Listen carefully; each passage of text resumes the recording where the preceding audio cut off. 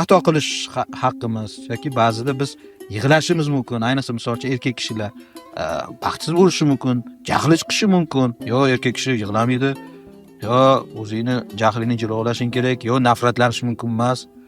Yo insonga berilgan bu tuyg'ular. U jinsidan qat'iy nazar foydalanish kerak demoqchisiz. Yo, men undan foydalanish kerak demoqchi emasman. Foydalan, unga jahl qil, buni nima qil. Yo, aslo. Lekin bundan uyalish kerak emas. Bizda ba'zida biz zaif bo'lib qolishimiz mumkin, lekin u zaifligingizni erkak kishi ko'rsatmasin bo'ldi, farzandiga, ayoliga, boshqa yaqin insonlarga ko'rsatmasin zaifligini.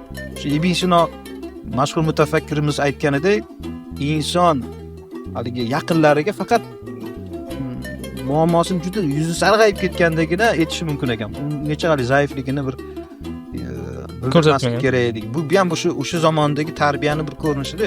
Ya'ni biz o'zimiz mustaqil bo'lishga, o'zimizga yordam berishga birinchi navbatda, misol uchun, menda shunaqa muammo bor ekan. Men mutaxassisga murojaat qilaman. Shuni tan oldim. Bu ham bitta kuchli, bu ham bitta jur'at. Ana shu borib duch kelgan ko'chadagi duch kelgan sharlatanga murojaat qilib o'zimizni fikrimiz bo'lmasdan faqat birovning fikri bilan hayotimizni rejalashtirsak, bu xato yo'lga ketishimiz mumkin.